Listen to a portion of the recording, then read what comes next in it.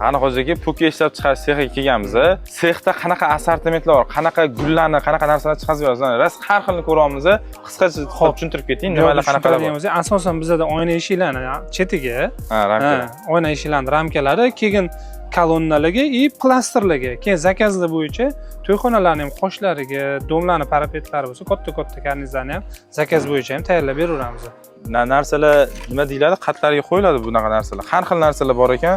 Mana bunaqalar bor ekan. Shularni chunki ani plastrlarda oz ko'pchilik nimaligini Xo'p, mana ma'malarimizni bular misol plastrlarga qo'yiladi. Buni ham 4-5 xil variantlari bor.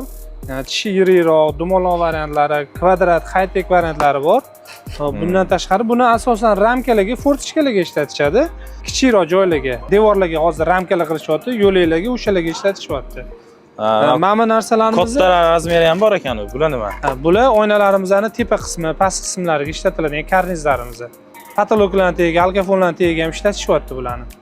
Mana bu qarang, o'yinchoqlarimizni bular eng chiroyli qilib beradigan narsa mana shu detallari bo'ladi. Buni bir 100 xilchaga yaqin turi mavjud. Har xil fasonlari bor buni. Xohlagan figuralarda, xohlagan razmerlarda buni yasab beraveramiz. Yana bitta savolda, men neobisniy gulini ko'rsatsa kimdir, mana shunaqa qilib bera olasizmi desa, qilib berasiz. Zakaz bo'yicha. Zakaz bo'yicha. Sizda yo'q gulidan bo'lsa qilib berasiz. Tayyorlab beramiz. Rasmini yoki nimasini ko'rsatsa, o'shanga qarab tayyorlab bera olasiz. Tayyorlab beramiz, ha. Xohlagan usulda tayyorlab beramiz. Zo'r.